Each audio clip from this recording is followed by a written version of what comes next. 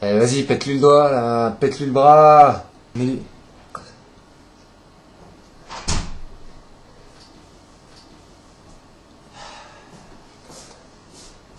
Ça va? Ouais, T'arrives tôt? je suis parti hier. Hier? J'étais loin, David. J'étais pas à Saint-Jean-de-Védas. Hein. J'ai découvert l'Inde. Regarde Koh-Lanta à 7h du matin, toi. Non, c'est la Coupe du Monde de rugby. Ah non, il y a Denis Brognard, là. Denis Brognard, c'est pas que Koh-Lanta.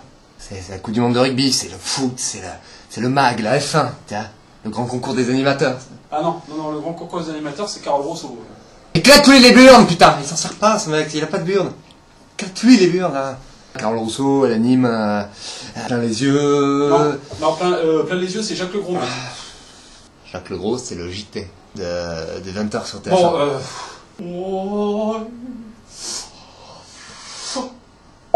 Bon, je vais me faire un petit café. Non!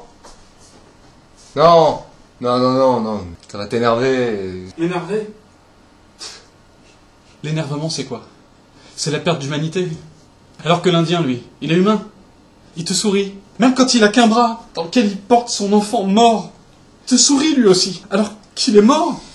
Tu es mort, David. Tu es mort. Il n'y a plus de café.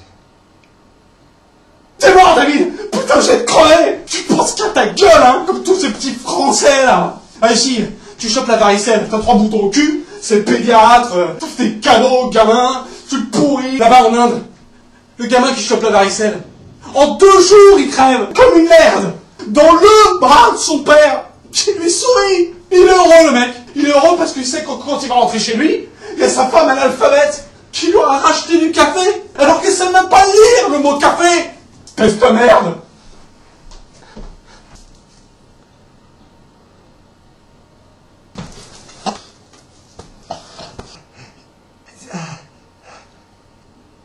Vas-y, j'ai visité un marché.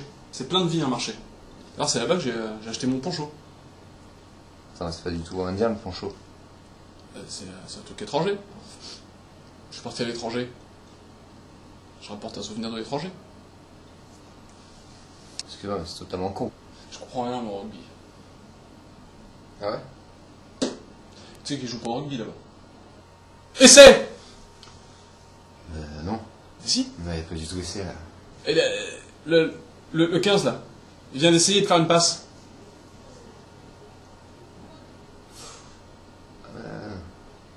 Ah, sinon, une fois, j'ai croisé un fakir. Des clous comme ça dans le cul. Tu dois faire les passes en arrière. Sinon, il y en a en avant.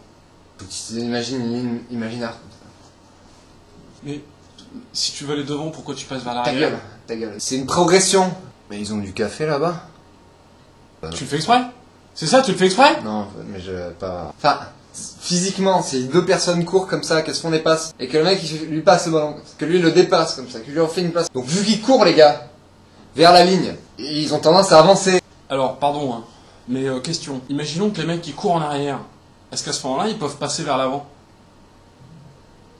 Je crois que t'as pas saisi tout le concept dans quel sport tu cours en arrière déjà. Si. En Inde, ils ont un sport local qui s'appelle le... Alors, c'est dur à dire pour un occidental, hein, parce qu'il y a plein de W. Mais un... Le tout-oui-oui. Un jeu de balle. Les mecs qui courent en arrière, comme ça. Et ils se font des passes vers l'avant. Mais vraiment en marche arrière ou vers leur camp? Ah non, en marche arrière. Vers leur camp en marche arrière. Voilà. Ou alors, est-ce qu'ils courent en marche arrière vers le camp des autres?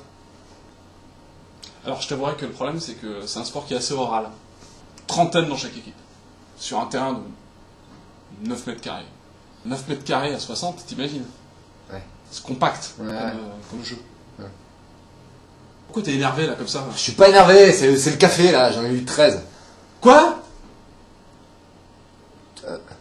Écoute David, 9 mètres carrés c'est 9 mètres carrés, hein, 3 par 3. 9 c'est pas du tout 3 par 3. Attends, si. Pardon. Donc, c'est pas possible. Si 3 par 3 serait 9, 9 mètres carrés à 60 joueurs. C'est pas la peine de t'énerver. Mais je m'énerve pas! Par contre, qu'est-ce qu'ils bouffent comme riz? Ah, les Indiens, ils bouffent que du riz.